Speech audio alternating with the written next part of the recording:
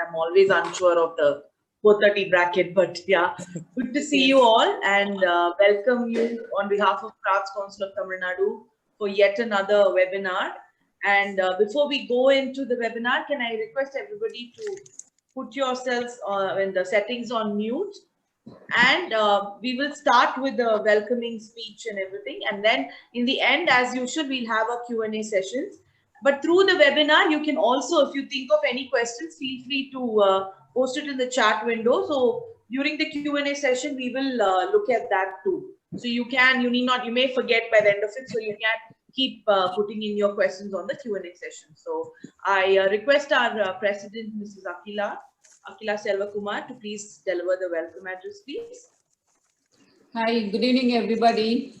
It gives me a great pleasure in welcoming all present here, the Executive Committee and members of Crafts Council of Tamil Nadu, other state councils, Crafts Council of India, students and staff of various education institutions, friends and family.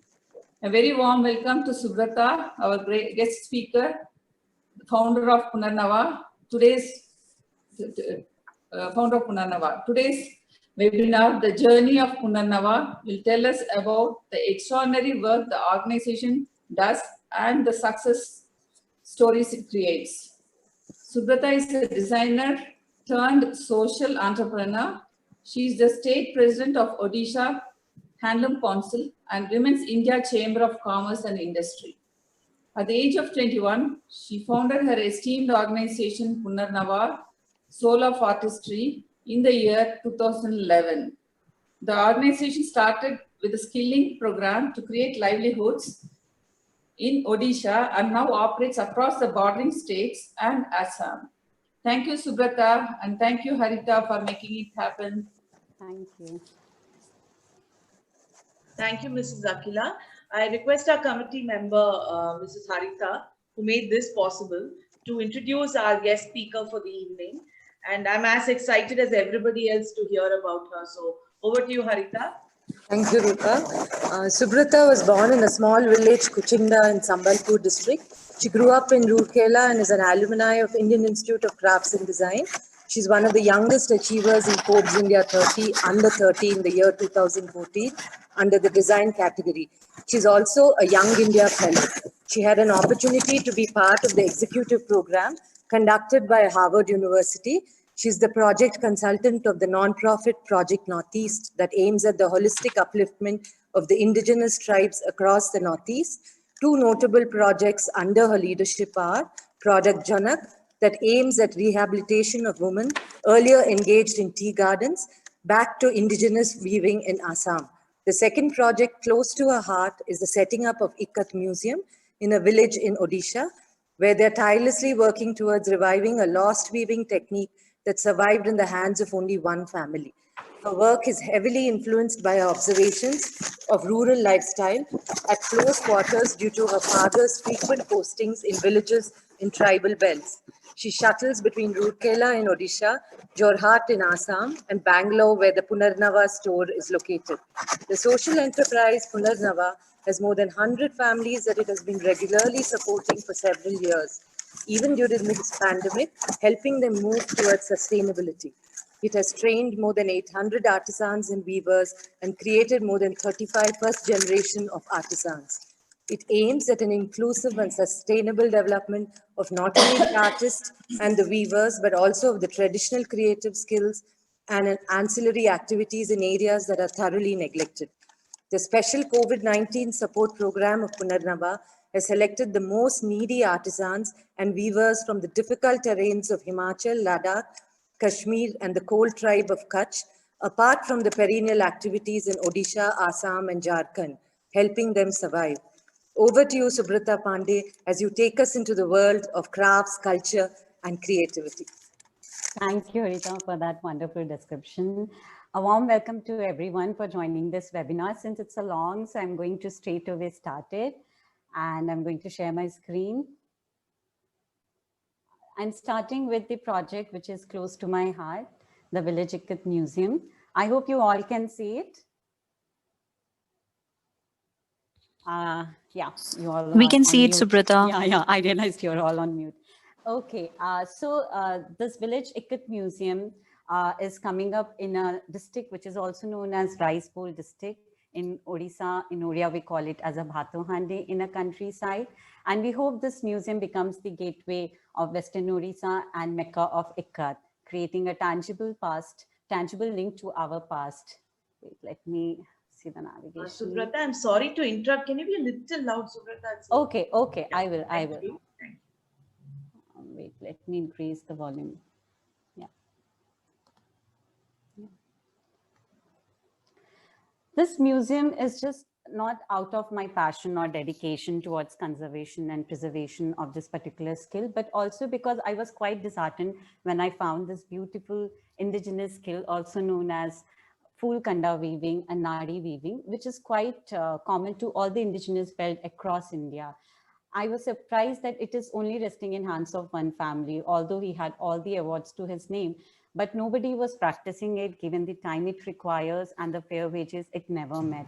So I realized that it's really important that we do something to revive it and sustain it before it's lost. And that is how this whole museum came into existence and it was envisioned. This museum, we hope, becomes a welcoming space for a global audience to experience and learn about ancient textile arts and crafts. It will also serve as our sustainability and creative hub to promote innovation, design, and skill development. Excuse me, Subrata. I think the volume Yeah. still has to be increased. Okay, okay. I will talk loud. Just let me go to the setting then. Yeah, it's all full. I will speak louder. Can you hear me now? Yeah, now we can hear you. Yeah. Okay, okay, okay, great. I realize. Thank you. Mission of Ikat Museum is to acquire, just a minute. Mission of Ikat Museum is to acquire, document, practice, protect, and preserve and exhibit the unique Ikat textiles and cultural history, which reflects the story of the villages from the Western Odisha. The museum additional but not lesser mission is to research, exhibit, and publicize the historical and cultural heritage of the Western Odisha for the benefits of its residents and visitors from around the world. Ikat Museum hope becomes a gateway of crafts, culture, and tourism of Western Odisha. We hope this museum strives to its partnership with students, colleagues, and the wider community to create a space where the diversity of traditional rural skills can gain visibility and consequently boost its local economy. I think somebody is not on mute, so it's creating a lot of noise. Can everybody be on mute? Yeah. Vision is to increasingly impact the natural world, both local and worldwide. Communities need to value and explore their culture and tradition to effectively address the critical issues that we face today. The exploitation of migration, deteriorating heritage and cultural knowledge and values exacerbate the existing societal and economic issues. The museum's goal is to create a dynamic and inclusive place where Odisha's traditional textiles and crafts and the newest research and innovation related to traditional skills are shared. The museum will operate to the highest ethical and professional standards in the care of collection and all its operations and programs. And we intend to encourage a deeper, richer level of public engagement with the changing world through the medium of traditional skills. The guiding value is, of course, to make it as a Mecca of Ikat textile in the village, inspiring a sense of curiosity, appreciation, and participation through dynamic exponential program, emphasizing the deep history of traditional textiles of Western Odisha, fostering conservation and dialogue focused on understanding the roots and future of traditional textiles and crafts heritage that has an immediate local impact and global interest, creating opportunities to explore, innovate, and celebrate rich, diverse, and evolving heritage. We hope that we bring yarns from the Northeast like Muga and Eri, and we innovate in Odisha. So we don't want to limit it just with the geographic, whatever resources we have, but we hope to innovate and share resources through the exchange program, not only within India, but across different countries, which shares the similar skill set, emphasizing multiple voices and enabling learning and earning opportunities for self-reliance and sustainability. Through collaboration and cooperative partnerships, practicing ethical accountability in the management, acquisition, research, and interpretation of collection by upholding a commitment to professional museum standards and legal responsibilities, creating a venue that is accessible and responsive to surrounding community and community institutional partnership as we advance Punarnava's core mission and relevant initiatives. This museum was not possible without the Guru, Sri Mulli Meher himself, who is sitting in the chair on the left side to me. As a young weaver, he never settled for mediocre work. His quest for learning and earning for the old lost traditional weaves was fulfilled when he found his Guru. And the amount of research he did when he was really at a tender age, not in his adulthood, but he started weaving at an age of 12 years. And the amount of research he did since then, because he wanted to do something extraordinary, is incredible. He was unaffected by the growing commercialization and continued creating works of arts even when it became impossible to make his ends meet. But he made sure that every member in his family has learned the skill, including both his daughter-in-laws. You see his whole family in the picture, and one of our volunteers from Tokyo, Mr. Taku, and my sister in the picture. They do a lot of indigenous, like natural dyes and the process, which is quite incredible. I hope in a couple of pictures you will get to understand the kind of weaving we are talking about, which is known as Nari weaving and Fulkanda weaving, which is like a traditional needle embroidery on loom.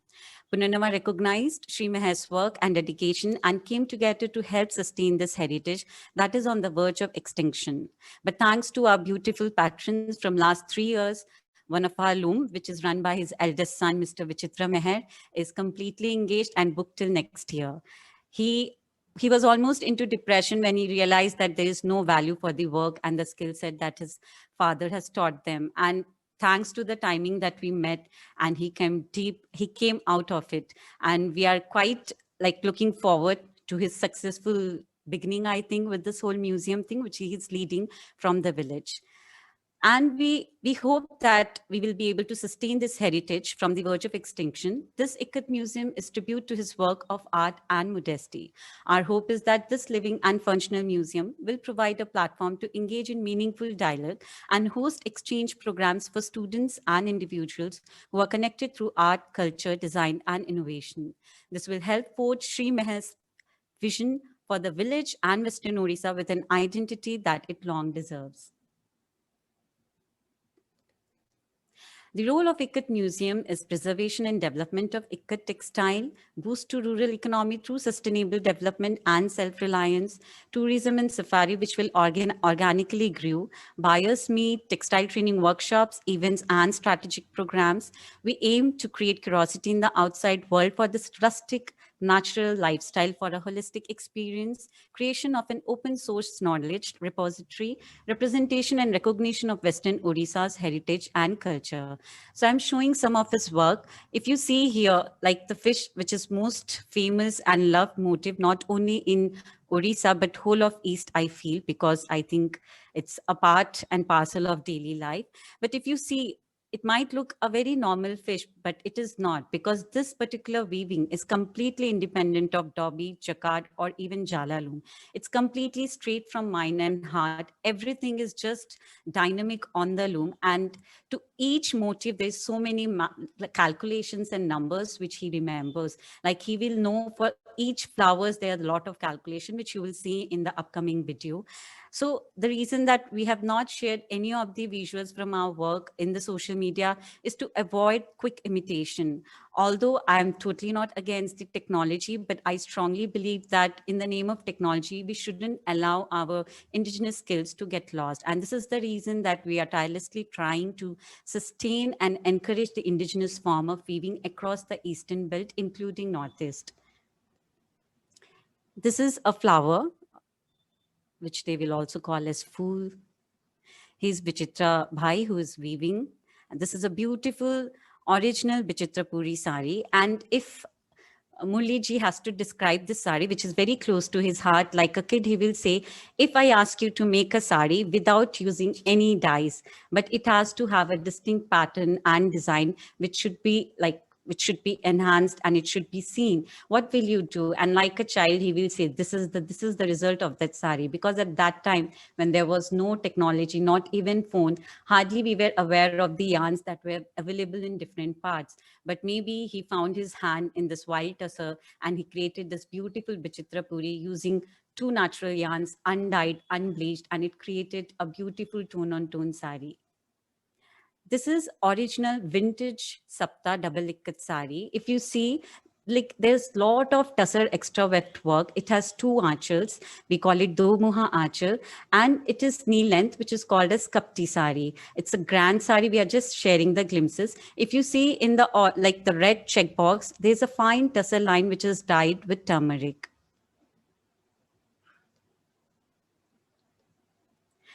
And this is a natural dyed coarse cotton, handspun cotton sari with shlokas from Bhagavad Gita, tried and dyed and woven in it.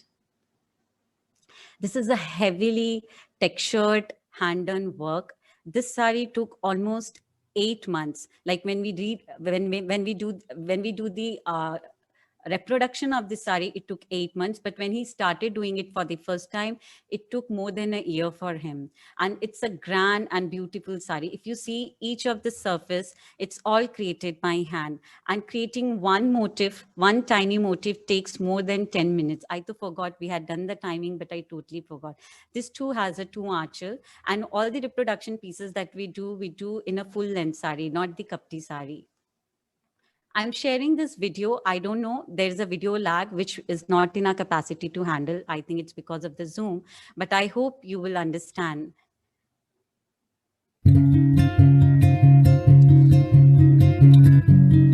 So he's talking about 16 types of flowers that he has woven, and there is name to each. And you see the calculation. Each page has calculation for one flower. And he remembers each of it. When he gets confused, he just takes out this paper and he starts checking.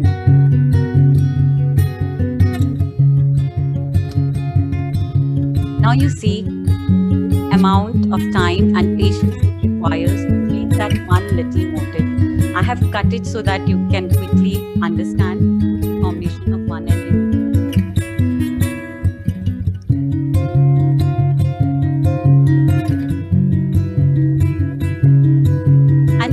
Rice starch to separate each fine strand. When it becomes too sticky, find out. And from preventing it to get damaged. And for the neatness of his work.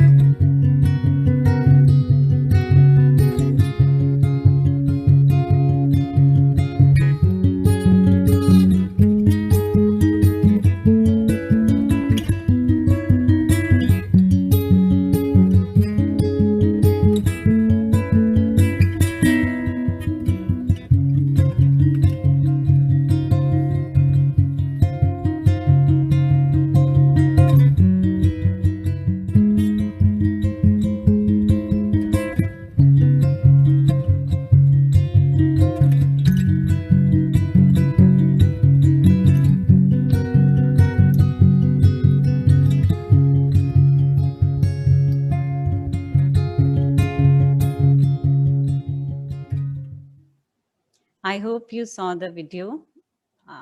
It's tough to find the navigation key. Yeah. So where is the Ikat Museum? We decided the Ikat Museum has to have in the village and in the origin of the skill. Why, you will know in the next few slides. And also to make it more interesting for all of you who will have to travel for so long, to make it more interesting so that we have come up with few of the touristic place, so that if you are accompanied by people who are not so interested in textile, we can send them here so that you all can enjoy the whole weaving process. And I must thank Mr. Prateek Zaveri, who is a senior architect in this time. He has agreed to do the pro bono work, not only for this Village Ikat Museum, but in all of our grassroots initiatives. Sorry, there is a spelling mistake. So just ignore that, the Village Ikat Museum. And he has not only helped in like conceptualizing the whole thing, but he has designed everything. And this museum will engage local talent of potters and artisans for the flooring, roofing, interior, and landscape work. We hope this museum becomes the source of livelihoods for the village, performing artisans and artists. With this museum, we aim to foster community development by bringing them together to work for their village with a common goal and a long-term vision. We seek to involve community participation on weekends towards gardening and village beautification work. We will continue to seek support post the museum inauguration towards the beautification of the village and functioning of the museum till it is sustainable on its own. The courtyard, which is the heart of the museum, has been designed in this fashion. Open central space will be used for events and programs. Workshop for weaving and demonstration. Open space on the ground floor of the Phase 1 building will be used for live workshops, daily production, and performing arts. And we do have dormitories and 1 or 2 guest rooms that we will have, so that people who are traveling from faraway places can stay and explore and learn. So we have already raised 15 lakhs thanks to a few of our patrons who have generously come forward in the pandemic to get this started. But we are waiting for the phase 2 funds to be raised so that we can start both the construction at a time. If any one of you are interested and are willing to be part of this initiative, you can contact us and we will let you know the process. Why it is important to contribute? Because museum focused on heritage and culture bring people together, creating a network of support for different minorities and groups. Support networks like this prevent cultures from disappearing and languages from dying. These losses occur when the minority culture feels inferior or unimportant and strives to make their children like those of the dominant culture. By using a museum to cultivate respect and interest in these minority cultures, we are already working to prevent cultural and traditional skill loss. This initiative aims at bringing the pride and value alongside traditional practices so that migration can be prevented, and with education, the same practices gets a boost socially and economically. The tangible link to our past, hope plays a crucial role in preserving local culture. In order for traditional heritage skills to be respected and survive globalization, the public needs to be educated about the traditional skills and their way of life. And the best way to do is through a respectful display of local traditional practices in a museum within their community. Museum display histories, timelines, and perspectives you may have never heard before, potentially altering the mindset of people who have simply never been educated outside the mainstream culture. This differing perspective is something any well-informed person should have. When viewpoints are only taken from one's own culture, they find themselves severely limiting. Thus, the art of appreciation it lacks leads to deterioration of own heritage and values. The museum is an institution that tells the story of humans world over and how humanity has survived in its environment over the years. Today, museums must become agents of change and development. They must mirror events in society and become instruments of progress by calling attention to actions and events that will encourage development in the society. They must become institutions that fosters peace, promoting the ideals of democracy and transparency in governance in their communities, and they must become part of the bigger communities that they serve. It should be accessible by the weaver, for the weaver, and of the weaver. Museums in general are considered elitist and aloof as they encourage only the educated people to visit them because it is positioned such in bigger cities that it's so tough to take them to the museum. Even I'm trying our group to visit museum which has come up in Bhubaneswar, Kalabhumi, but it is just challenging for us. And this focus has today become too narrow and unacceptable in a changing world where there is sustained clamor for more openness, pragmatism, and collective involvement in dealing with issues that impact on people, communities, and nations. Weavers and artisans cannot travel to city to visit the museum to get inspired by the work of their forefathers. Why shouldn't be it in the origin of a craft or a skill that dates back to several old centuries and still holds global importance? It creates tourism, hands-on knowledge, rural tourism, folklore economy, preservation of traditional culture and heritage, and lot other peripheral ancillary development, yet providing solutions to problem of a developing nation, that is migration, poverty, and hunger. In the view of this current pandemic of COVID-19, it becomes a matter of priority to bring such development for the communities that are relegated to the bottom of the pyramid. with this, we end the first project, which is close to my heart, and quickly enters to the second project. And I will try and be very fast. So this is from our Assam non-for-profit project Northeast, which is 12A ATG compliant and registered as a trust. And the initial work has been started already in Sibsagar, Chiraideo and Golaghat district.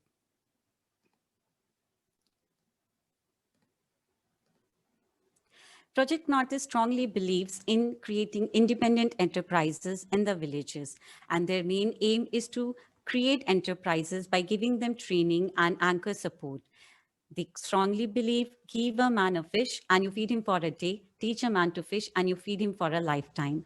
To alleviate poverty and unemployment, we are working at the core strength of the identified communities. Through solution-based approach and using their traditional skills, we aim at empowering these communities with commercially viable producer enterprises and thus discouraging migration to urban areas, sustaining and preserving age-old traditional skills and values, improving their economic condition. How it is different than Purnima Craft is that Project Northeast will be creating independent enterprises which can directly sell and which can directly be a part of buyer-seller meets. So we hope that they will be successful, but we will be always there as an anchor agency to help them lead their way. Who founded Project Northeast? It is founded by two childhood friends, Himanjyoti Kalita, who is a senior IT engineer, and Rakya Ranjan Gogoi, who happens to be my husband also. He has no idea I'm going to bring him today in this presentation. And no doubt he is my husband because he has such rich work experience and we have a common shared vision. He worked at Tawang, which was one of the most difficult terrain for quite some time. And after that, he moved to ICA for 10 years and he did some incredible projects with Toda embroiders from Ooty, Lambadi embroiders from Karnataka, Mubarakpur weaves in Uttar Pradesh, a lot of crafts in Kashmir. And then we met in a project in Haldipada, Orissa, where we were there to help and develop enterprise for the Dome community in the bamboo craft. And then we got married. And I am there not only a project consultant, but like a soul to this organization, leading and helping them to take shape. Yeah, and when I got married, I was like a kid in a candy store exploring all the beautiful weaves of the Northeast. And I was totally taken aback by the similarities that they shared from Mayan and Incan civilization weaving motifs. And I was like, it was totally unacceptable to see that those hands were working in farming, in tea gardens. And that is when we decided that it's really important and it's a responsibility if in our capacity we can do something for them so that they can take this skill more seriously and we can sustain it. And again, in Assam, the biggest problem we see is it's not a problem. It's an industry which is always going to be there in parallel of jacquard use. In Swalkushi is completely jacquard. Like all these indigenous weavers are giving up their indigenous skill to work in the weaving enterprises just as a weaving wages, under a weaving wages, but not using their indigenous skills, which is so beautiful. And when we use this indigenous weaving skill, the freedom that it offers is to create anything that we want. We don't have to stick to the minimum order quantity. We don't have to repeat design. We have the freedom to create whatever we want. And that is a beauty that only comes with this fashion of weaving. And why we are doing this? Imagine we are in 2020, but we have villages which doesn't have even basic sanitation facility, drinking water facility, roads, poor electricity, and the condition is pathetic. And that is why we are there. It's a beautiful place. It's a village that is in border with Nagaland and Arunachal. If I see there, I see Arunachal Hills. If I see there, I see Nagaland. It's beautiful. And whenever we reach there, it's already evening and we get a warm welcome by the moon and lot of fireflies. And the reason, and the reason we came up with this name Junag is because of that, because of the full moon light. And it primarily focuses for the upliftment of these community. So I'm quickly going to show you some of the work. As you see, this is an Assamese gamcha, which is an integral part of Assam's culture. Here we have 3 times bihu, where women will engage themselves in weaving this gamcha, but for not selling, for gifting, for wedding in families, which becomes again a big challenge to bring them out of this cultural mindset where they just fail to realize the commercial aspect of it. So they will choose to weave for their family and for gifting, then choose to make an earning out of it. but to some extent we had been successful now, and more women want to join us. This is Asmi's weave from a humble bamboo loom, and the neatness and the texture that comes from this loom is amazing. Here you again see is same counted embroidery on the loom, but since the thread is thick, the motifs are bolder. This is a Bodo weave, again from a Bodo tribe, which primarily works in the tea garden, again using the same technique of weaving. This is a Manipuri bed cover from Manipur. This is a Mishing weave, which has a lot of similarities with Mayan and Incan civilization textile tradition. This is an Eri Mishing weave. Eri again. And these are all hand. And nowadays, most of the mishing work that you see are all jacquard or dobi. In this 3 years, we managed to make only 5 Eri saris because working sari on a bamboo loom is the most challenging thing. What you see here is Eri sari that we made recently. And we made same sari 2 years back, 2 pieces only. These are the motifs, colors of mishing weaves. This is a natural dyed mishing weave where the extra weft is again in natural Eri, which is undyed, unbleached. It's a natural appearance of Eri. Eri again comes in 2 appearances, a complete white and in the tussa color. It's an Eri shawl. I'm again going to show you the most beautiful presentation. Again, there will be a video lag. This is going to show you how Muga farming is done, which is quite spiritual and interesting. Wait, this navigation. Yeah.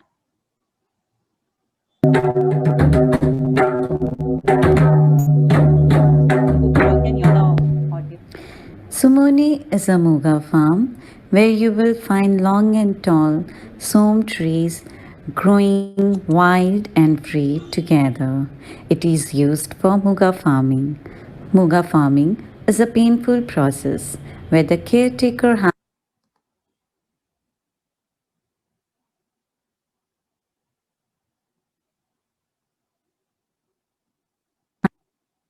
has to be vigilant throughout the process of the worm's maturity.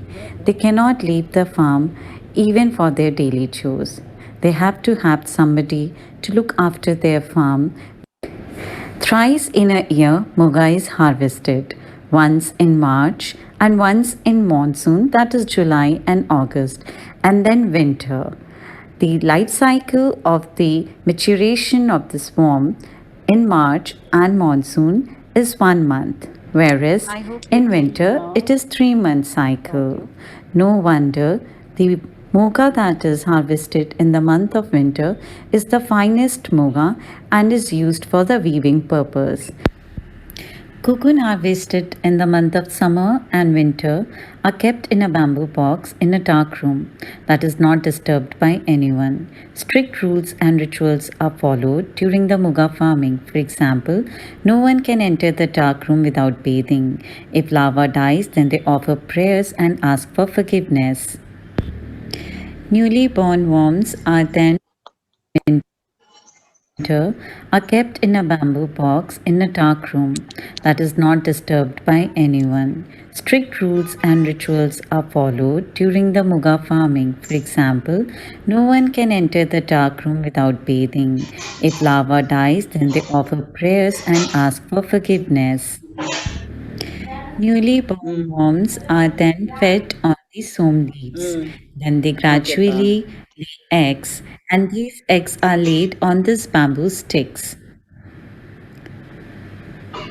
And the bigger worms, which is mostly the female worms, are kept on the smaller triangular bamboo fans, which is then hung on the som trees.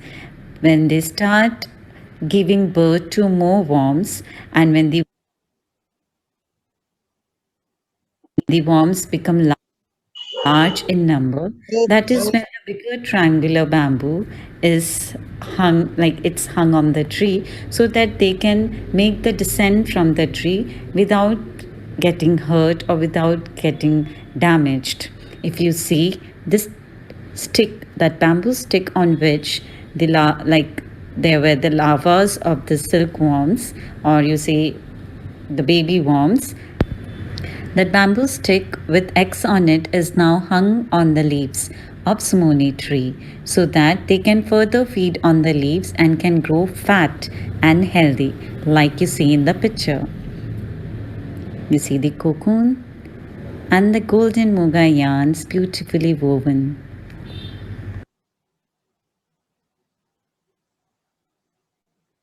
Yeah, so here the video ends. Sorry, there was some noise. So basically, if people are confused how this whole process is done because of this whole video thing.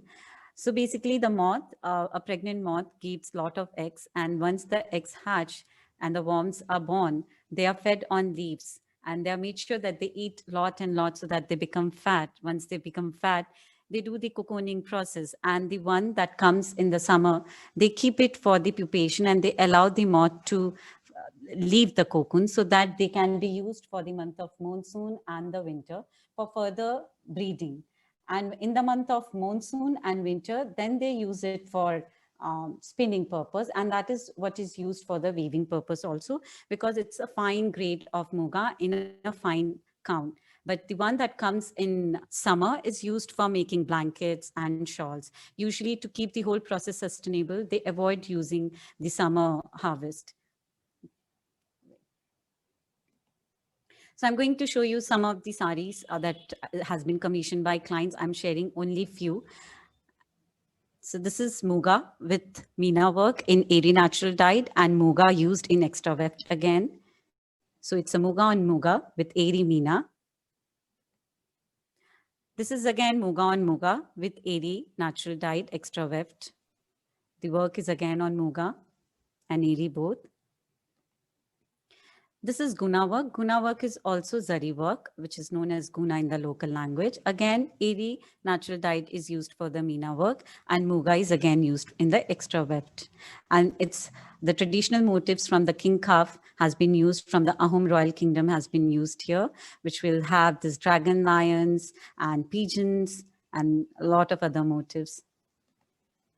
These are some of the saris, and in all the extra web, we have made sure that we are using natural materials, natural silk. Now that was the end of the project, Jonath, and this is quickly I'm going to finish in 5 minutes. This project is Adivasi, which is very close to my heart. This is the foundation of Punarnava, and this is originated from where the head office is originated. This is what keeps Punarnava together and grounded. And they are the one who manages the whole head office operation. And this picture is from one of our initial period where they were trained in embroidery crafts and all forms of needle craft. At that time, they had no idea that one day they will be becoming highly skilled embroidery artisans and will hold the artisan card as well from Government of India. This is Charu, who literally grew up with me. And she took care of me, now taking care of the company. She taught most of them the crochet and knitting technique. Charu is the one wearing the dupatta in the center. This is almost half of the team here. They got facilitated by the government in some of the event. Again, pictures from the training, which keeps happening time to time. This is their traditional way of welcoming anybody who comes and visit Punarnava, and sometimes even me when I appear after a long gap. And it's not taught to them, they just follow their tradition. This is again some of the pictures from our founding years and some from the annual picnic. We used to make toys, but nobody gave fair prices. So we stopped and we shifted them to a skill which is better paid so that they can manage their household in a better way. So this is their work, and thanks to all the beautiful patrons who have kept them busy throughout the year, and they are booked till next year in making beautiful embroidery works in saris, stoles, dupattas, and blouses. So most of their work is inspired by nature. They do 16 forms of embroideries. And this is something that they're doing currently on linen. By linen, we weave our own fabric. Here we have used Billa linen 60 Lee, and silk threads are used for embroidery. We hope by end of year, we will come up with at least 4 to 5 saris, which will be up for sale. These are some of the blouses that we made on coarse cotton. Some stoles and sari, clothing, again sari. They do very fine kasuti embroidery using different form of kasuti stitch, menti, and like I call it cross stitch.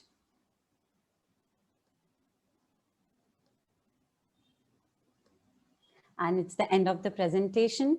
So I'm going to end it here. Thank you, everyone. And you may ask me any questions that you have. Wait. Yeah. I cannot hear anyone. Anybody who would like to ask questions, because I don't see anything in the chat window. Okay. Yeah, there are a lot of feedback saying that it was very interesting and they love the spiritual rituals that are attached to the whole process.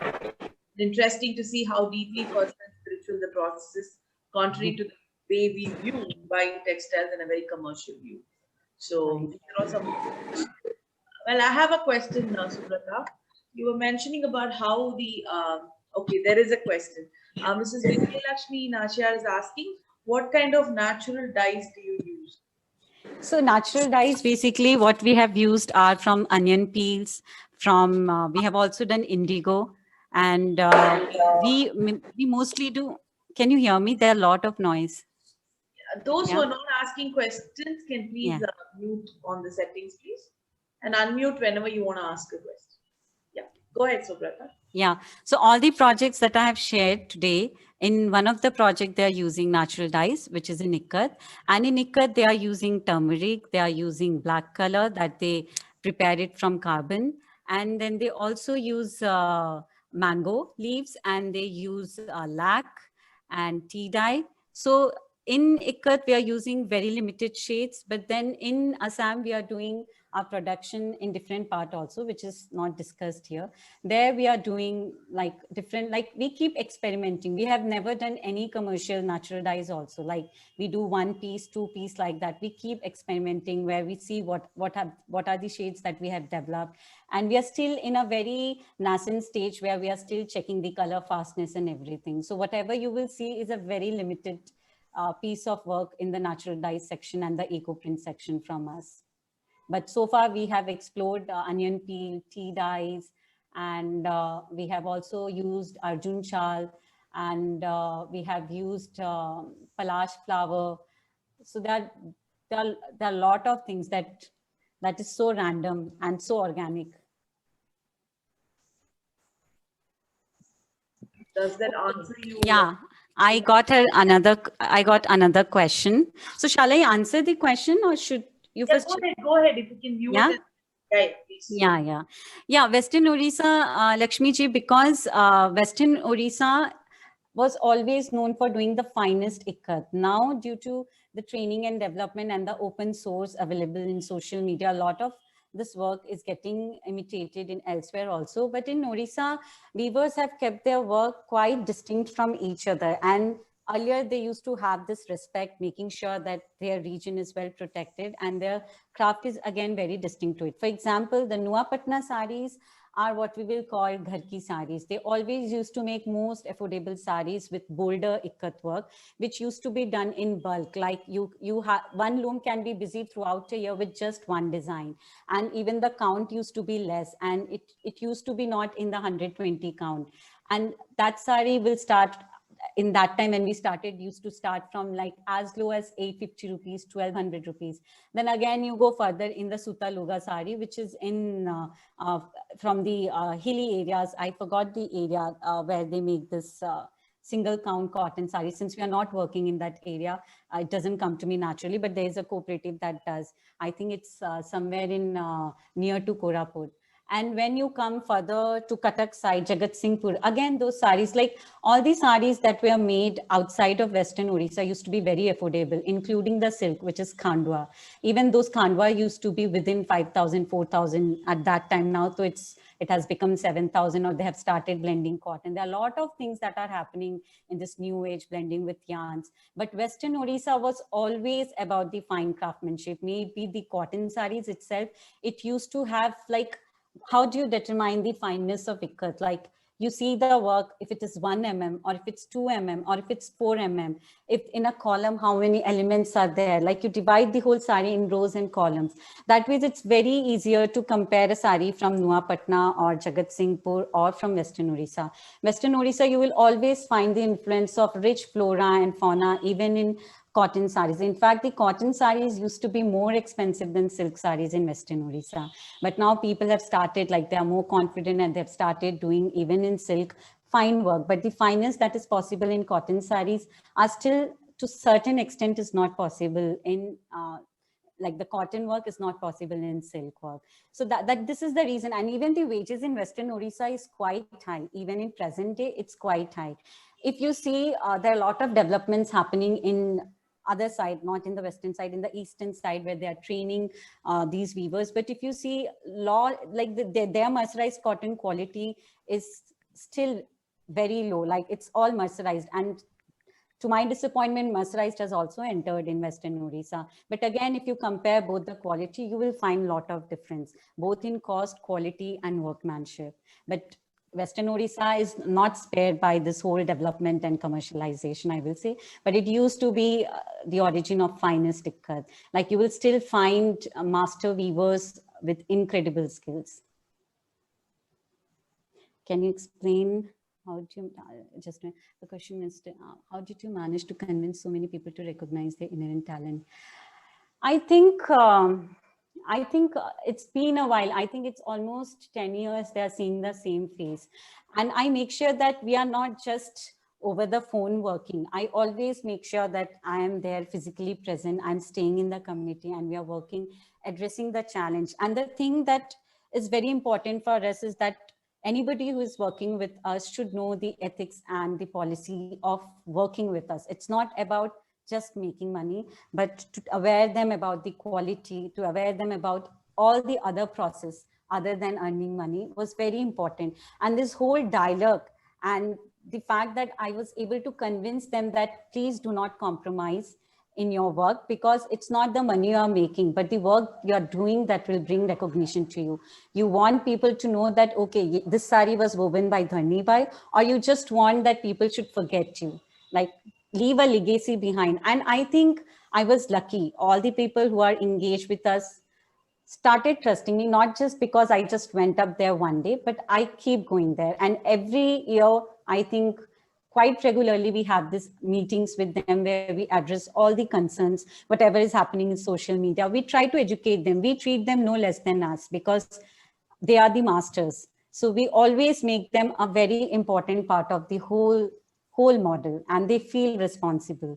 So that is how it just happened. Everything is organic. This whole company's existence is organic. And just a minute, can you explain how your agency is different from other Ikat Revival Heritage Web? Okay, so I'm not aware of other revival or what. So basically, there are times when we just redo a traditional design. But here, this Ikat Revival is not about redoing the traditional design.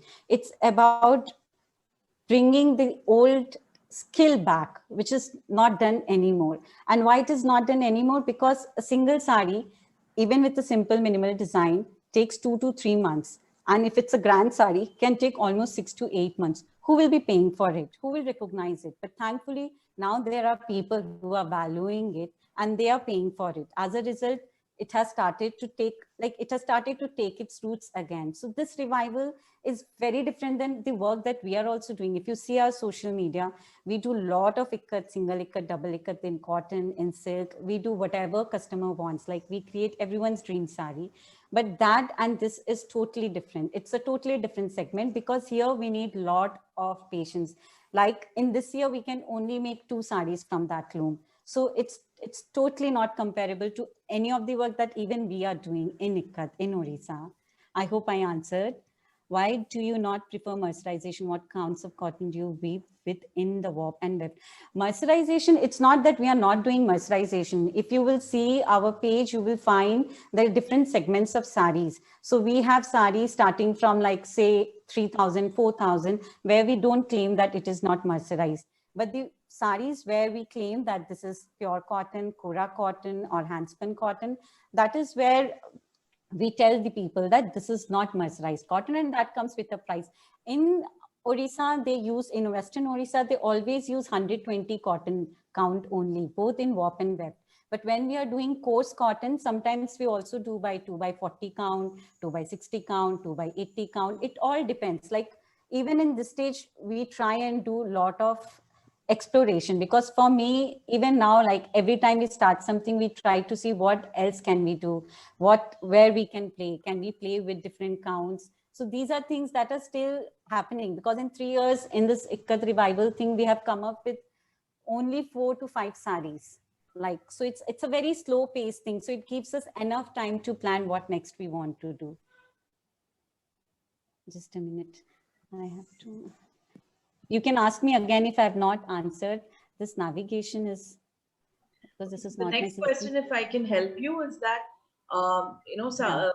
Prabha asks, I'm just curious, since Muga is an expensive silk to own, do the Yeah. weavers make anything for themselves, and why is Muga also so expensive, Mrs. Vijayalakshmi? Yeah. So I don't know, maybe during that video, it was quite disturbing. So if you see in Muga, that caretaker has to be there throughout the maturation cycle, which in summer is only, I think, like in summer, they can be there for a month and a half, but in monsoon and winter, they have to be there for 3 months. Like they cannot even leave for their daily chores. They have to have somebody to wait for them. Nobody wants to do this hard work. Like they have to make sure that no bird is attacking the moth. Like there is no disturbance in the farm, which is almost impossible. Like in a big farm, to keep an eye on everything, that nobody is disturbed, is not possible. And if anything gets damaged, it's a big problem for them, because then they have to follow a lot of rituals. It's like taking an oath. It's like a vrat for them. Like, I don't know if in the video it came across to you, but that is why it is so expensive. And not only that, it requires like a particular optimum climate for it, and the amount of weather destruction that has happened in Assam, the heavy rains, continuous floods, one can lose the complete harvest throughout the year, and it's a big loss for them to invest in a sumoni. And sometimes even when they have spin the yarn, it can be completely coarse and a very bad quality of yarn if that particular sumoni has not received ample rain. So there are a lot of factors. Like it's just, there's a folk song. I will just translate it because I don't remember the wording of it. It says, Agar moga ki kheti, like if the moga farming is successful, you become rich. But if it is gone, you completely come down to zero. Like it completely destroys you, and nobody can take these chances. And this is the reason in Assam, there are very few people who are now doing this Muga Sumoni. And even if you have money, you cannot just go and buy the yarn, because majority of the yarn is getting exported. Yarn itself is 35,000 per kg. So imagine if somebody is weaving a sari, even a plain sari will cost you at least nothing but 40,000. Or like imagine if you're just using 600 grams of it, but the process, everything, there's a lot of work. So imagine, like even the worst case scenario, you have to pay like 38,500 in taxes and all. And everybody in Assam, there used to be a ritual. They had to weave their own Muga Mekla Chadar, and they used to take when they used to get married. And earlier too, I think Muga prices have gone high in the last 10 years. Like even like in 2006 or 7, it used to be lesser than 10,000 per kg, 6,000 per kg. It used to be really cheap. So almost most of them own Muga. It has become expensive because of, like, it has become almost, it is absent from the market because of the export. And just because it is resting in few hands, there is a monopoly. And even now, what I saw in village, people are making for them, but yeah, they are having a tussar warp and then they are making a Muga weft, or they are having a Muga warp and they are doing a tussar weft to make sure that they are cutting down on the cost. But those who own Sumoni can easily make one for themselves, but they are getting a lot of value in selling it. So they prefer selling it, but they make sure that at least they have one for themselves. Almost all in Assam will prefer owning it than selling it. That's the rule number one in Assam.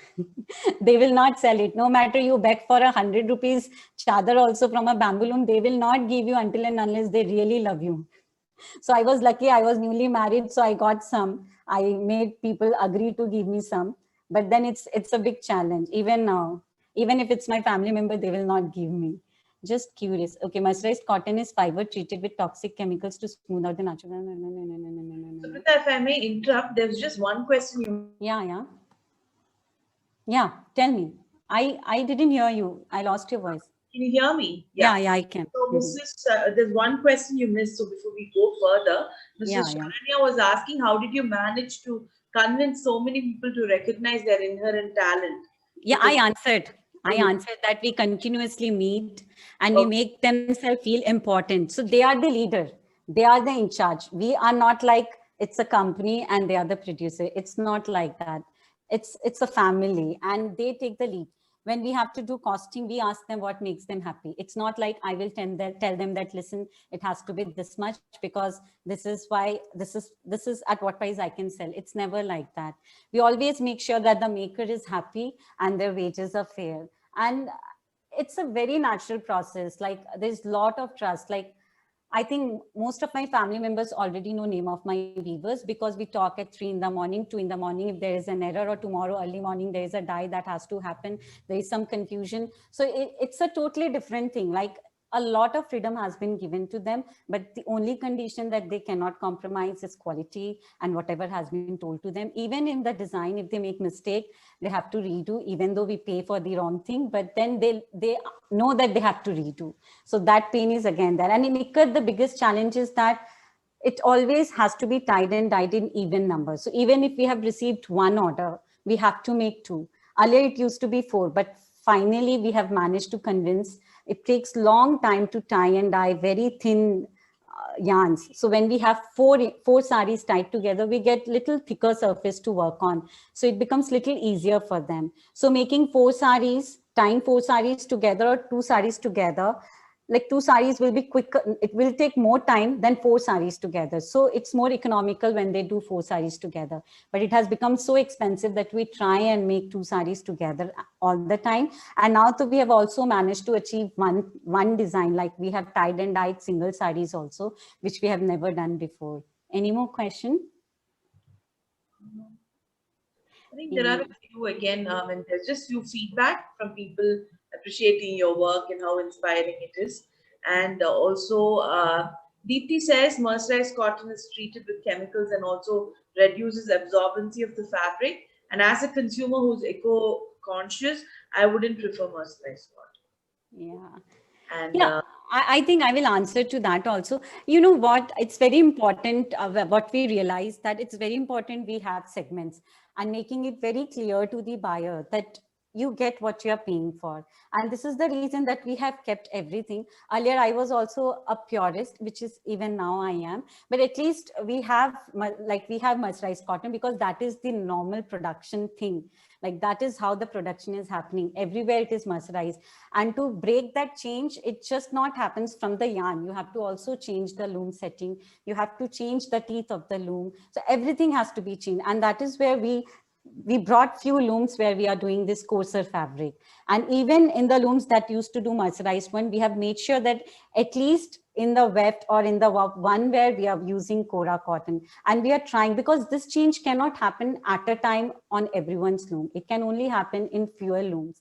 And when the other people are seeing that, okay, it's actually benefiting, there are buyers who actually value coarse cotton and not mercerized cotton, then it will start picking up. At present, they think that mercerized is more valuable. You will not believe, they think mercerized is more expensive, they think. But I have to tell them. And the fact that now there is a lot of love and respect in the village because they have seen me so many times, and we train them not with any ulterior motives or getting anything in return. Our training is free of cost. Like we go and visit house to house and tell them what if they do, they can make a better running. Like the color combinations, lot of things that we just do on the go. And there is one question, we wish to revive top-notch ikat work from the region. Not only top-notch, in fact, we also strongly believe in simplicity also there is a beauty. What we really want is that not to compromise with quality. What is happening in current time is that now everybody owns a loom that blends polyester and silk, even the master weaver, because the demand is for the mixed ones because of the pricing point. A pure sari in ikat starts from, like, if it is a good ikat work, bandha work, single ikat work, it starts from, like, in present time 19,500.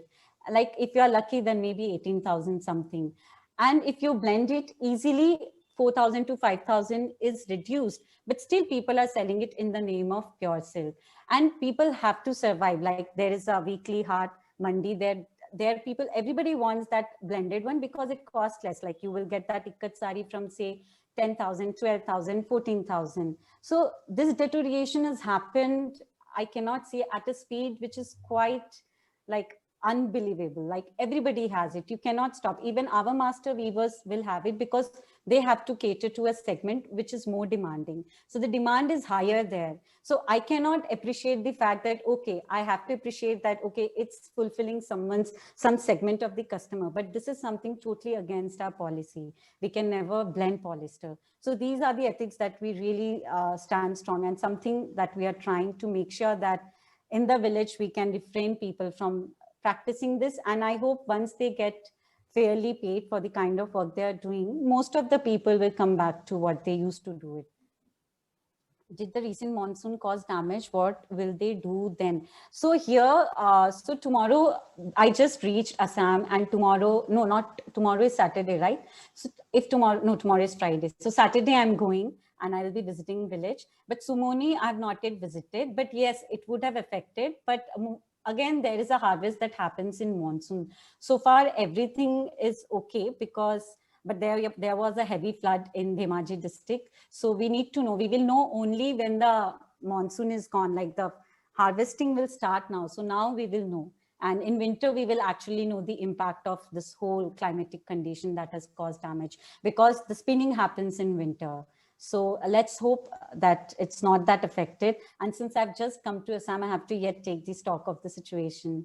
I have no technical understanding, but in my experience of usage, mercerized cotton garments feel quite thick and done. No. Mercerized is very thin, fine, and it sticks if it's like, and now even in mercerized, there are horrible qualities. I don't know what kind of mercerized cotton they're using, or they're again blending it with something synthetic. And those you will often find in the Eastern belt and in a segment which is like 1,500, 1,200, within 2,000 Malasari. And it is very easy to make out the difference in workmanship. Those will be often very bold. Like in blended one, you cannot do very fine work. How can a consumer figure out it's a fake Muga sari? That's, I think once you will use pure Muga, you will easily make out the difference between the fake one, because pure Muga is something, once you will feel it, you cannot compare it with anything else. So it's easy, but yes, there are a lot of ways to cheat, because I can have a different warp in tussar and in the weft I have put Muga. So these are something that you have to always make sure that you ask the right question and buy from the right sources whom you can trust. That's delightfully fresh to know. People in Assam aren't as commercial. Yeah, that is something, it's quite interesting to me also, which are integral part of the culture. But if demands are high, won't supply get diluted. See, one thing also we realized, even our organization, we are working with so many people, but we are a very slow organization. We are always like our clients wait for 6 months, 8 months, and unfortunately some has to wait for 1 year also, because these production which are customized can take really long. There can be a lot of challenges. And same in Assam, we are not even targeting at a bulk production. So we hope that whoever is working in this sector, at least they get like busy for throughout the year. They have orders for throughout the year. Whatever order they have, they should be meeting that. And we hope that we create this model not only in one village but in many villages. But we want it to be a ripple effect. Like people should know themselves and they should come forward. Like when we started 3 years back in this village, hardly there were any who wanted to be part of this Living Tea Gardens. They thought that tea garden is much more secure job. But now we have so many women, like on Saturday when we will go, I know that there will be many people who would want to be part of it. But right now, since we have got only two advanced, not the advanced loom, but a bigger standing loom. So we have only two, we have already identified two women beneficiaries who will be getting training. But we hope that these ladies who want to be part of it, they will start working from their home on a bamboo loom. So we have a very strict rule. We don't immediately promote weavers. Like we give them a lot of work in whatever resources they have. Like in the bamboo loom, all these beneficiaries who are getting these bigger looms on Saturday, they have already worked for 3 years and they have done incredible work. So we know that they are already ready to work on this bigger loom post training. And this bigger loom will give them more power because they can now make saris on it and products which are in demand. Would love to visit your village. Yes, I hope that soon, since it's all frugal and with support of patrons, things are very frugal. Like even now when I'll go to village, it's a big concern for me to use bathrooms. I have to go to someone's place to use the bathroom. So we want to fix all these issues. And as soon as we fix everything, we would like all of you to visit and be part of it and experience it. I have gotten Kanjivan side that was sold as pure silk. Yeah, that is truly sad. Why does the government not do anything? I think government cannot do. We are such a big country with so many people. It's literally impossible. But yes, government, if they have elected an MLA, it is really important that at least they should fix the basic sanitation, road. The basic things should be in place, which is unfortunate that it's not there. But I think the thing that as an entrepreneur, we are all doing, I believe as an individual, we all should try to do whatever we can do to improve the economic condition of the less fortunate people. I too don't depend on government, even if I'm in panel with different government, but it's better we stay away from them because it becomes difficult. Like even to get their stipend, we have to fight, like literally fight for their 200 rupees, 500 rupees. Even in that, they want their share. So I literally want to stay away from government for whatever development project we do directly. It is yeah, that's why I love your cause. Yeah, any more question? Thank you so much for all the lovely comments. I hope I'll get I have a question. Yeah, Subrata, I have a question. Yeah. You mentioned that the summer harvest of the Muga worms, I just wanted to clarify. You mean to say that the silk is collected, you just allow the worms to live? Yeah. How is that? How does that work? So after pupation, we are not putting it to boil to extract the silk. So it's an open-ended cocoon, so they can simply leave. If you have seen this life cycle, if you allow them to leave, after pupation, they become a moth. From caterpillar, how it becomes a butterfly, just like that. Yes. So just like that, we allow them to leave. You collected. Okay, so after the it is collected after they become moths. No. So I will collected after no. I'll tell you again quickly. I'll tell you again. So see, in the summer, whatever worms became matured, fat. So now they did pupation, and we allowed them to become a moth. They left us. They have gone back to the farm in the Sumuni, and they might be feeding in the leaves there. Again, they will do the same cycle, and we will again have lot of cocoon by the month of monsoon. And this cocoon is not allowed to release the moth. Now, just when they do the cocooning, then we put it to boil. Yeah. Once the cocooning is done, once it is put to boil, few they will still leave it for the winter thing. Few they will know which is the most healthy one, the female one. Like it's their natural talent and expertise, so they will know which one to release and which one to keep. That one they will just boil and then they will use for spinning the yarns. Understood? Okay. Yeah, and the summer ones, you mentioned that some particular products are made from that yarn. What are those products that are? So since the summer one is getting matured quickly, like how the rice which matures quickly is very coarse and thick, doesn't have taste. like the rice that is harvested. There is a particular breed of rice in our village in Orissa. I forgot the name. Similarly, this maturation happens within a month. So the yarn that comes from this cocoon is too thick. It's almost like a ghicha. So it is used for making blankets and shawls. Okay. Fine. Got it. Okay. Yeah. Thank you so much. Welcome. Thank you. Any more question?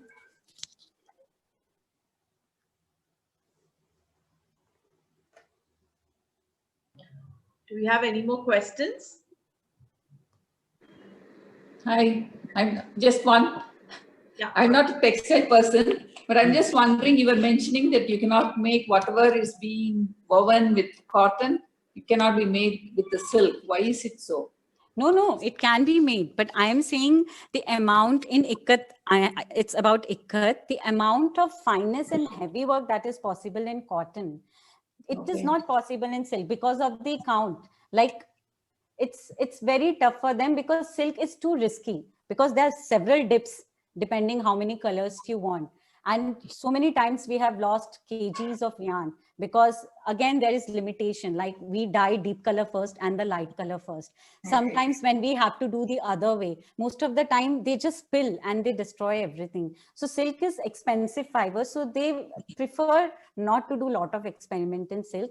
And when it's too much of work, there is a chances that it will spill. But in cotton, since they are doing it from a very long time, they're more confident of doing it in cotton. It's not like that it is impossible. It is possible, but it comes with a risk.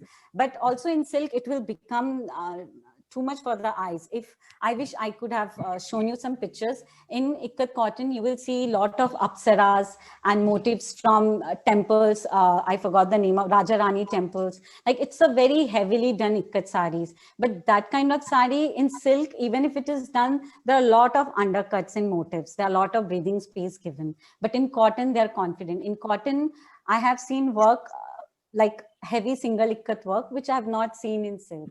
And I think it won't even look that pleasing in silk also. Okay. Yeah. Thank you. Welcome. I have one last question to you, Subrata. Yeah. So like, I think with handloom vis-a-vis the power loom or whatever, always the challenge is the less volume and the increased cost, isn't it? So now you were mentioning about how you are able to make like, only 2-3 saris a year, literally. Well, I know there are customers who obviously appreciate that and are willing to pay that price. Does that really translate to the weavers in terms of the fact that the lesser orders, so that many people only can sustain? So do you see it in the future as something that you will be able to encourage more people to get into and sustain also in the process of it? Yeah. So see, this is something that we will not encourage everyone to do it. So even in this family, it's just one loom which is dedicated for this work, because it's literally impossible to run a house with just this 2-3 saris. But we make sure that they make really good with these 2 saris. Like the majority of profits, like it's totally like they are the boss. What is the price they want? So it's deciding factors totally rest in their hands. But at the same time, they have the loom which is doing the normal production where 2 saris can be made in a month. So we try and make sure that the whole process is sustainable for everybody, else they will not be part of something like this. And the reason that we are coming up with this Ikat Museum, so that Bichitra Bhai, who is actually has taken the leadership of doing this work, which takes so much of time, also looks after the Ikat Museum and gets paid money to be the host and the management, like look after the management. So we are making sure that there are sources of livelihoods, which is in a way fair for them. So this is what we have thought. That's wonderful. Thank you, Subrata. Welcome. Any more questions? Okay, I think we don't have any more questions. Harita, can I ask you to please propose the vote of thanks and call this a wrap? Yes. Thank you, Subrata Pandey, for taking out time to be a part of this webinar. We are grateful and honored to have had such an interesting insight into the wonderful work of the social enterprise Punarnava.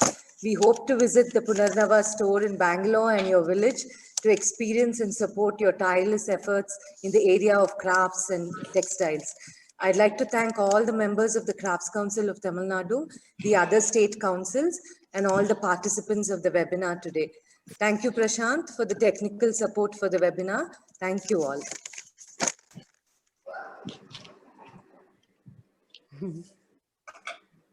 Thank you, everyone. Hope that we will be able to host you soon, someday, somewhere in Odisha. Thank you so much. Thank you. Thank you. Bye. Bye. Bye. Thank you so much. Bye. Bye.